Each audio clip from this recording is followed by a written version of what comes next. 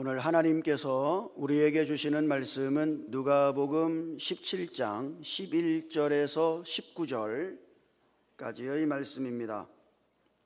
누가복음 17장 11절에서 19절까지의 말씀은 신약성경 124면에 있습니다. 제가 하나님의 말씀을 읽을 때에 함께 하나님의 음성을 들으실 수 있기를 바랍니다. 예수께서 예루살렘으로 가실 때에 사마리아와 갈릴리 사이로 지나가시다가 한 마을에 들어가시니 나병 환자 10명이 예수를 만나 멀리 서서 소리를 높여 이르되 예수 선생님이여 우리를 불쌍히 여기소서 하거늘 보시고 이르시되 가서 제사장들에게 너희 몸을 보이라 하셨더니 그들이 가다가 깨끗함을 받은지라. 그 중의 한 사람이 자기가 낳은 것을 보고 큰 소리로 하나님께 영광을 돌리며 돌아와 예수의 발 아래 엎드려 감사하니 그는 사마리아 사람이라. 예수께서 대답하여 이르시되 10사람이 다 깨끗함을 받지 아니하였느냐?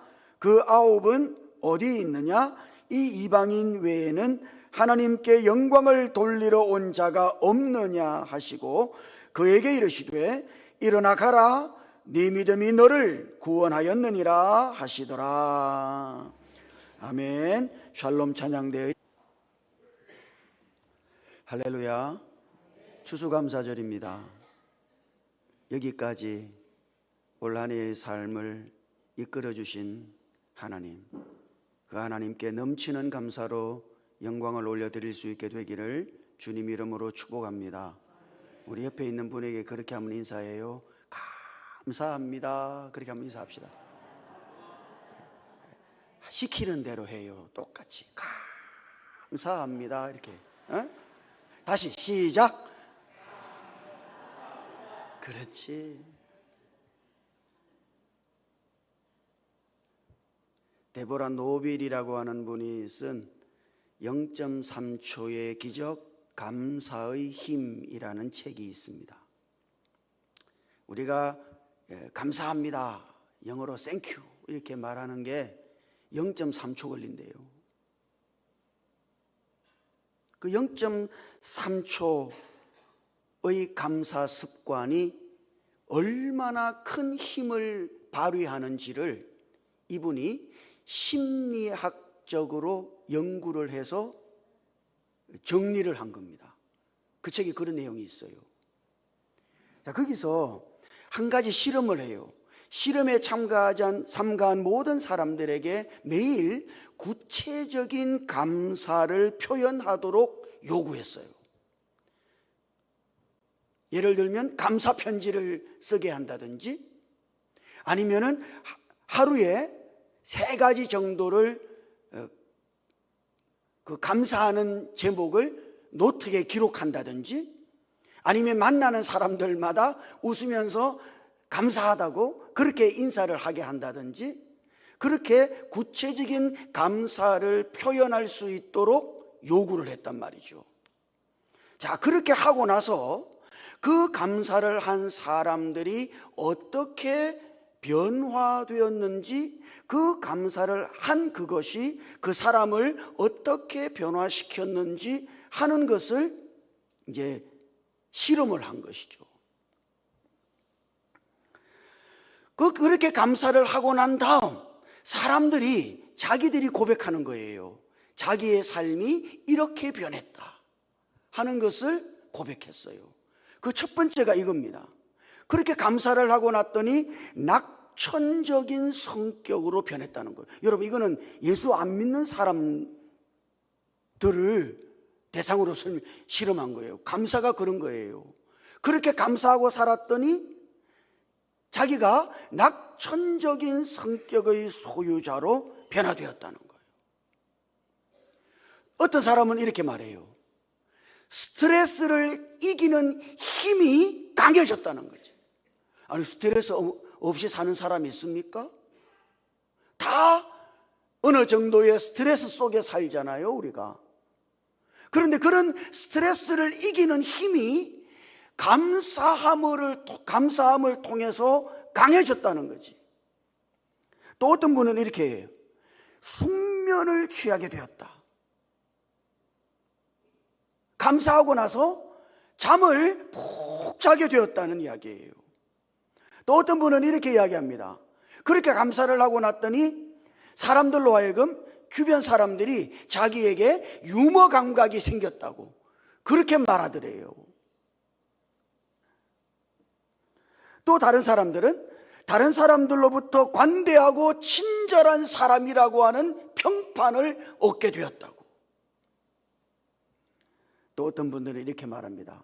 그 감사를 통해 가족 관계가 돈독해졌다고. 자, 그러니까 여러분, 재밌는 결과죠. 감사를 표현했는데 감사를 표현한 그 사람에게 변화가 생겼어요. 물론 내가 감사를 표현할 때 내 감사를 받는 사람에게도 긍정적인 변화가 일어납니다만, 감사를 표현하는 사람에게 더 놀라운 변화가 일어난다는 겁니다. 그러니까 여러분, 우리가 감사를 표현한다는 것은 대단히 중요한 거예요. 오늘 우리가 읽은 말씀에 보면 예수님께서 예루살렘을 향해 가실 때 한 마을에 들어가셨죠. 그건 지나가시다가 들르신 거예요. 거기서 10명의 나병 환자를 만납니다. 그 나병 환자들이 멀리 떨어져 서서 예수님을 향하여 자기들을 불쌍히 여겨달라고 소리를 질렀어요. 그때 예수님께서 그 나병 환자들에게 가서 제사장들에게 네 몸을 보이라, 그렇게 말씀하셨단 말이죠.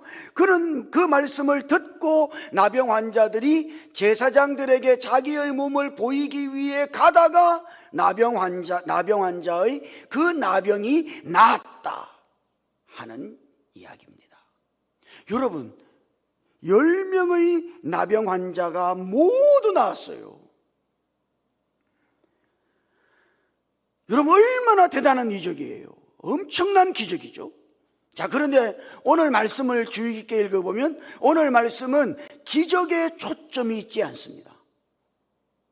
예수님께서 10명의 나환자들을 고쳤다고 하는 그 이적에 초점이 맞춰 있지 않아요.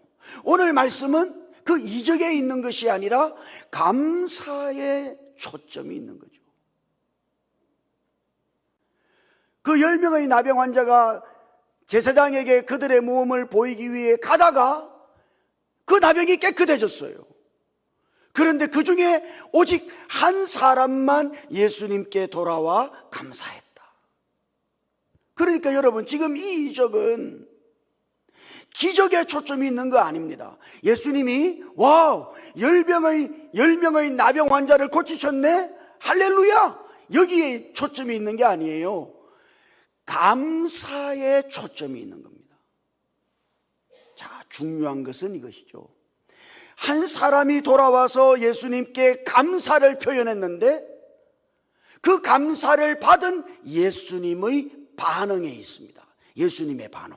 자, 그것이 17절에 있어요. 17절. 자, 한번 같이 읽어볼까요? 17절 시작. 예수께서 대답하여 이르시되 10사람이 다 깨끗함을 받지 아니하였느냐? 그 9은 어디에 있느냐? 주님이 말씀하시죠? 그 9은 어디에 있느냐? 여러분, 이거는 오늘 우리로 생각하면 대단히 의아한 질문입니다. 주님이 지금 감사하기 위해 돌아온 그 한 사람에게 나머지 9은 어디에 있지? 여러분, 이렇게 말씀했다고 하는 것은 주님이 그들의 감사를 기다리고 계셨다고 하는 것을 의미하는 거예요. 주님은 당연히 그 고침받은 모든 사람들이 감사하기 위해 돌아올 것을 기대한 것이죠. 주님은 그 10명의 나병 환자들이 고침을 받았을 뿐 아니라 감사하는 사람이 되기를 기대하신 거예요.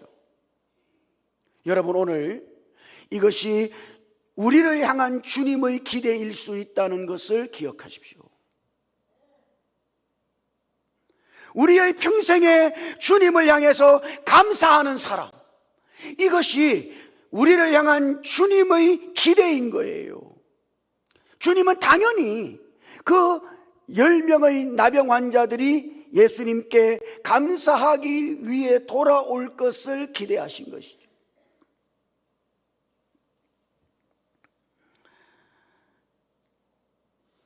참 재미있는 것은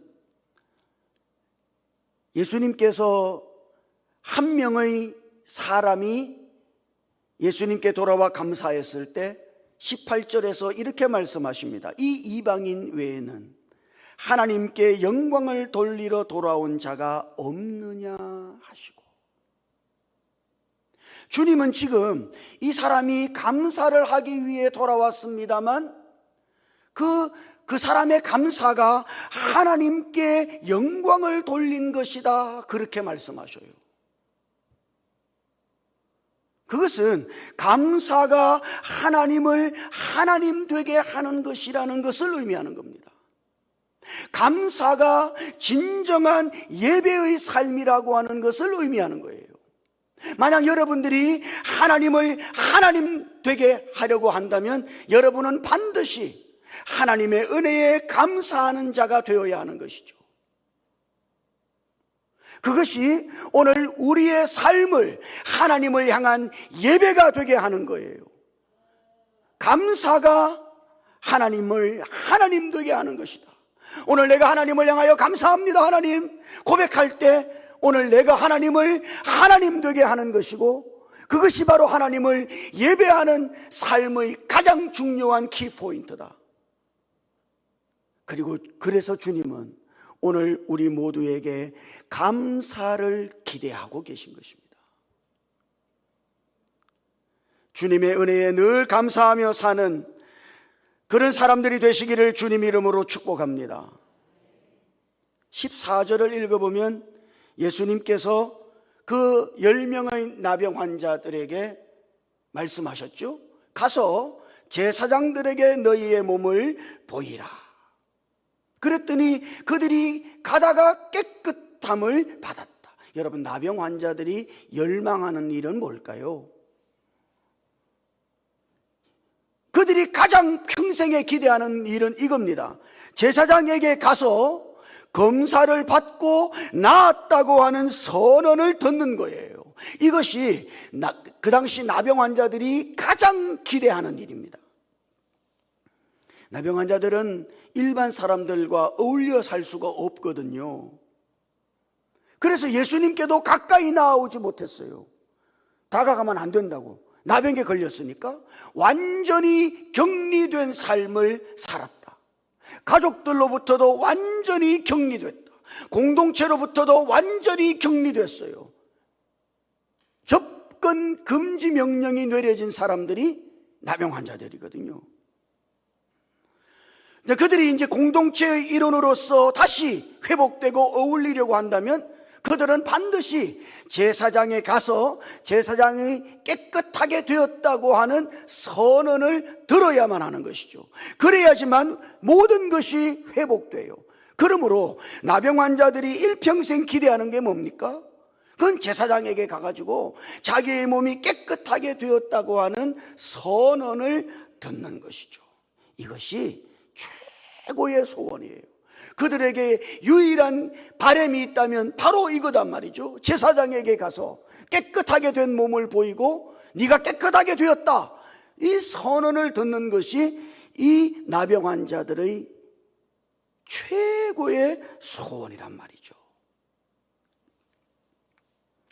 자, 그래 예수님께서 그렇게 말씀하셨죠. 이게 놀라운 말씀이단 말이죠. 제사장에게 가서 너희 몸을 보이라, 검사받아라, 이 말 아니에요?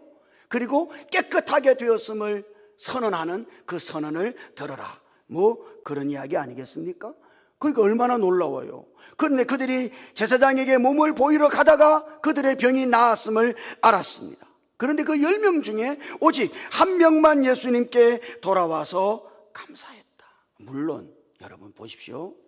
지금 고침을 받은 나머지 9명의 나병 환자들도 감사하는 마음이 있었겠지. 그렇잖아요? 그것도 없으면 그거는 인간도 아니지. 감사하는 마음은 있었겠죠. 그러나 그들이 그랬을 겁니다. 그래, 언젠가는 그분을 뵐 수 있겠지. 언젠가는 그분을 뵈러 가야지. 급한 일이 뭐예요? 아니, 지금 가장 소원하는 일이 뭐예요? 제사장에게 가서 그 몸을 보이고 깨끗하게 되었다는 소원을 듣는 겁니다. 이게 급한 거예요. 이거 평생의 소원이니까. 그러니까 여러분, 깨끗하게 되었으니까 제사장에게 빨리 가야지. 그리고 고침을 받았다는 선언을 들어야지요.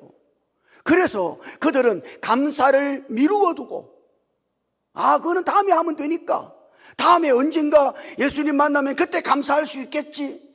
그렇게 감사를 미루어 두고 그들이 가던 길을 계속해서 가서 제사장에게 나아갔을 것이다, 이 말입니다. 그러나 오직 이 한 사람은 감사를 내일의 일로, 언젠가의 미래로 미루어 둘 수 없는 일이라고 판단한 거예요. 그래서 곧장 예수님께 달려온 것입니다. 저는 이 말씀을 읽으면서 이런 생각했어요. 가다가 깨끗함을 받았다 그랬죠. 얼마쯤 갔을까? 이들이 얼마쯤 갔을까요? 한참을 간 다음에 깨끗함을 받았을까요? 어떻게 생각합니까? 저는 얼마 가지 못했을 거라고 생각해요. 예수님께서 가라 하시는 그 말씀을 듣고 그들이 얼마 가지 않았는데 나병 환자가 나병이 나은 것을 확인할 수 있었을 것이라고 생각해요.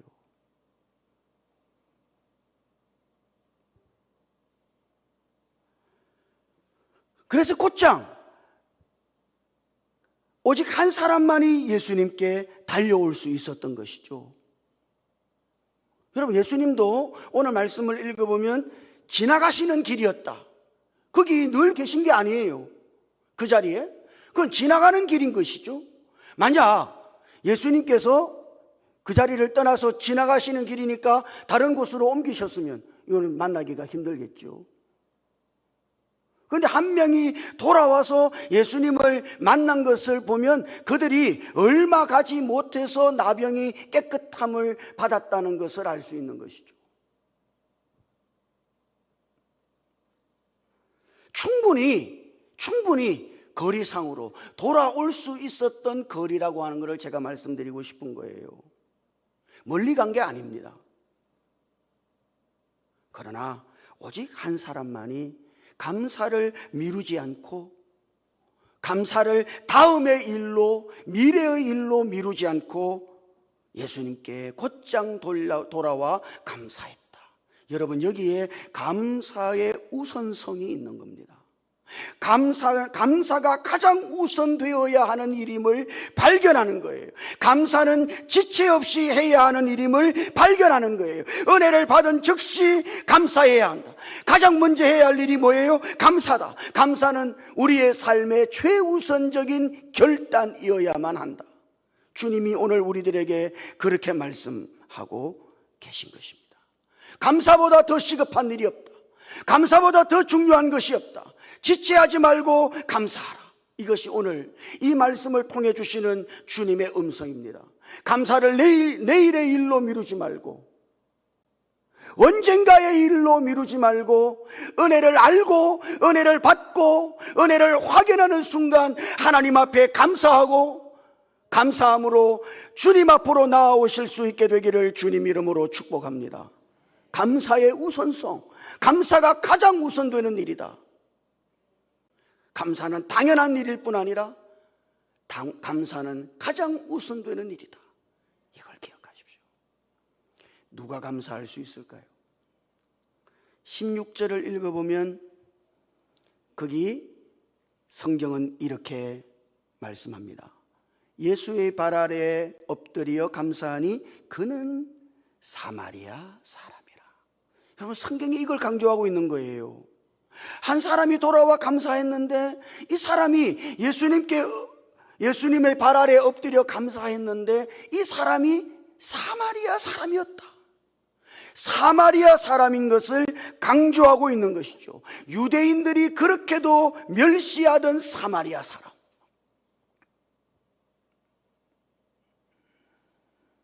무시받던 사마리아 사람이 감사한 거예요.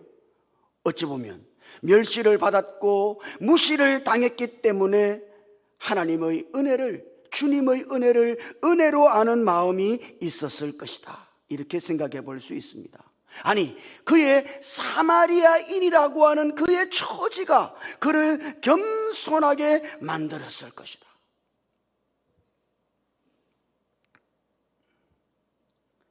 18절의 예수님의 말씀도 주목해 보시죠.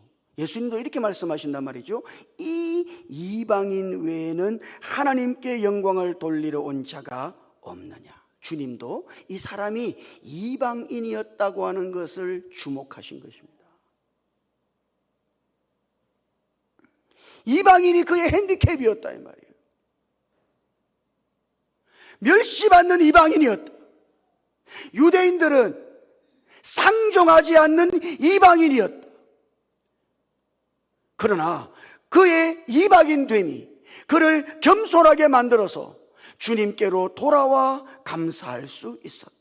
아, 나 같은 이방인에게도 하나님이 은혜를 베풀어 주셨구나. 나 같은 것에게도 하나님이 은혜를 베풀어 주셨구나.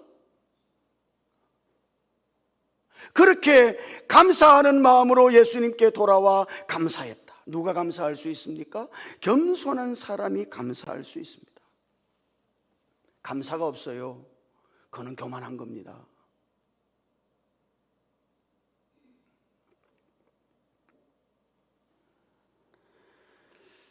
평생 감사로 살아간 한 사람의 예를 우리는 다윗의 삶에서 볼 수 있습니다. 다윗이 하나님 앞에 감사할 수 있었던 이유, 그건 왜 그럴까요? 그가 하나님 앞에 겸손한 사람이었기 때문에 그렇습니다. 사무엘하 7장 18절 말씀을 읽어보면 다윗이 이렇게 고백하는 것을 볼 수 있어요. 다윗 왕이 여호와 앞에 들어가 앉아서 이르되 주 여호와여, 나는 누구오며 내 집은 무엇이기에 나를 여기에 이르게 하셨나이까. 다윗 왕이 그 왕이 된 것이죠. 다윗 왕이 하나님 앞에 들어가서 하나님 앞에 앉았어요. 그리고 하나님 앞에 고백합니다. 나는 무엇이며 내 집은 무엇이기에 나를 여기에 이르게 하셨나이까. 여러분, 우리 식으로 말해볼까요? 이거 하나님, 내가 뭐라고, 이거 아닙니까? 내가 뭐라고 나에게 이런 은혜를 주십니까? 내가 무엇이기에 나에게 이런 은혜를 주십니까? 여러분, 이것이 다윗의 고백이에요. 그는 하나님 앞에 자기 자신이 아무것도 아닌 먼지 같은 존재임을 알고 하나님 앞에 겸손함으로 감사하고 있는 것이죠. 겸손한 사람이 감사할 수 있다는 사실을 기억하십시오. 감사가 없다는 것은 그가 교만한 거예요. 어떤 일이든지. 평생 하나님 앞에 겸손함으로 감사하며 사는 인생이 되시기를 주님 이름으로 축복합니다. 자, 그럼 여기서 한 가지 더. 감사를 위해 돌아온 그 한 사람이 감사를 통해서 또 다른 은혜를 경험했다고 하는 사실을 우리는 볼 수 있어요. 아직 이 사람의 인생의 길이 끝난 게 아닙니다. 아직 가야 할 길이 남아 있어요. 여러분도 그렇잖아요. 우리도 아직 가야 할 길이 있고 우리의 인생의 여정이 남아 있어요.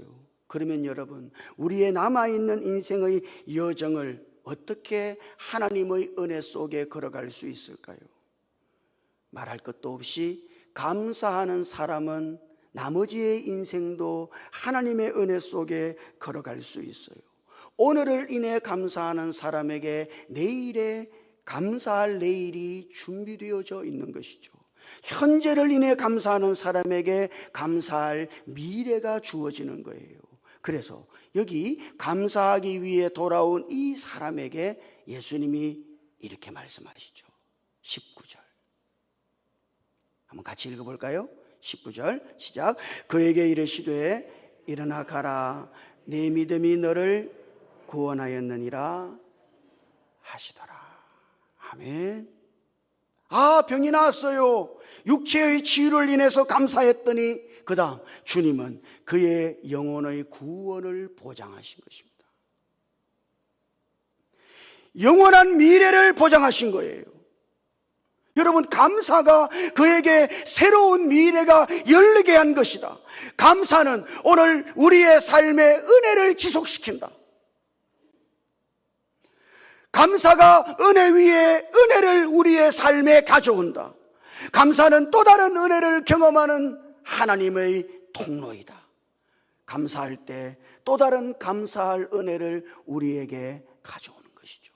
여러분, 감사가 그런 은혜를, 우리의 삶에 하나님의 은혜를 지속시키신다는 것을 기억하고 사시기를 바랍니다. 오늘 감사할 때 감사할 내일이 주어지는 거예요. 현재 감사할 때 감사할 미래가 주어지는 것이죠. 누가 하나님의 은혜 속에 남아있는 인생을 걸어갈 수 있습니까? 오늘 하나님께 감사하는 사람. 감사는 또 다른 은혜를 가져오는 통로라고 하는 사실을 기억하십시오. 그리고 하나님 앞에 감사를 미루지 말고 오늘 현재 감사함으로 살아가시기를 주님 이름으로 축복합니다. 제가 이런 이야기를 한번 드린 적이 있는데요, 제가 이 이야기를 읽을 때마다 너무 좋아요. 어느 한 시골 교회에서 있었던 이야기. 그 교회에서는 추수감사절이 되면 시골 교회니까 어떻게 해요? 추수한 곡식들 가만히 있지, 이 강대상 위에 막 쌓아놓고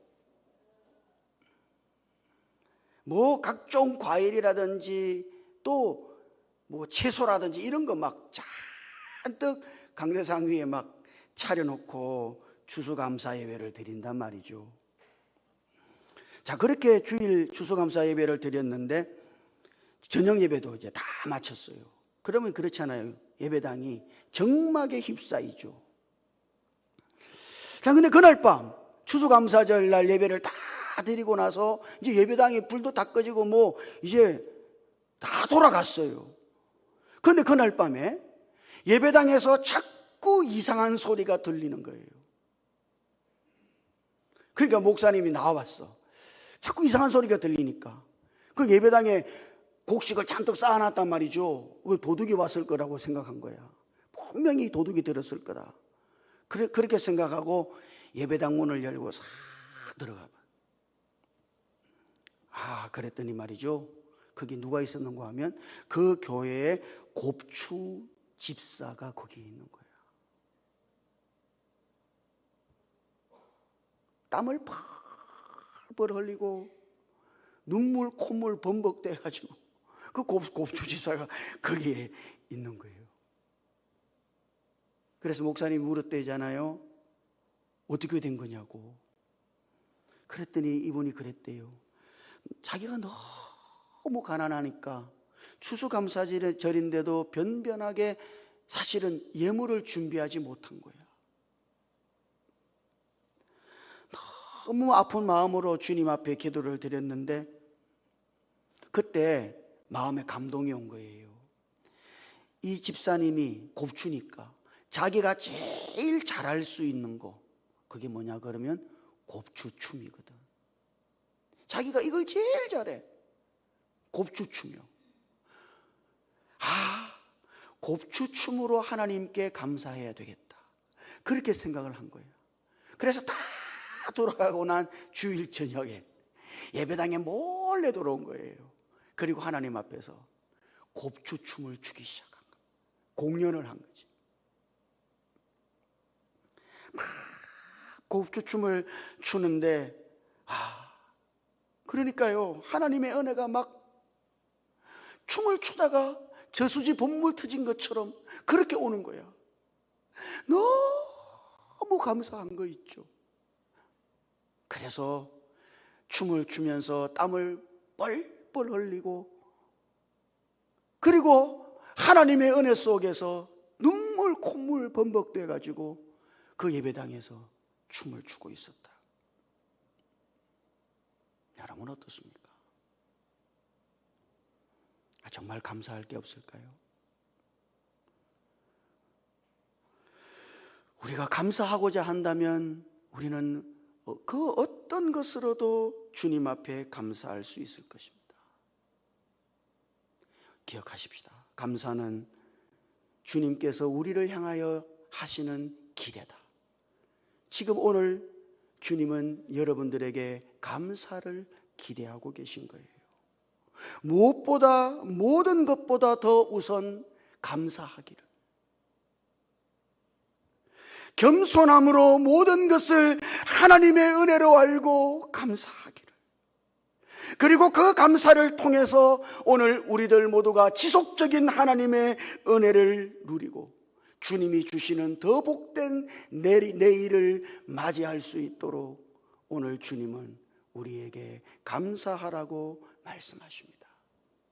감사함으로써 이런 은혜를, 감사함으로써 이런 복을 오늘 우리들 모두가 누리며 살아가실 수 있기를 주님 이름으로 축복합니다. 기도하십시다.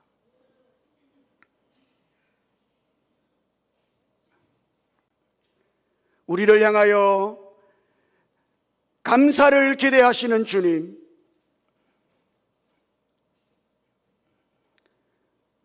우리가 모든 것보다 더 우선 주님께 감사하는 자들이 되도록 우리에게 은혜를 베풀어 주시옵소서. 겸손함으로 모든 것을 하나님의 은혜로 알고 감사하고, 감사를 통해 지속적인 하나님의 은혜를 누리며 살아가는 우리들 모두가 되게 주님 역사해 주시옵소서. 이 추수감사절에 우리가 드리는 넘치는 감사를 주님 홀로 받으시고, 감사하는 모든 심령들에게 주님이 예비하신 은총을 부어 주시옵소서. 우리 주님 예수님 이름으로 감사 기도 드립니다. 아멘.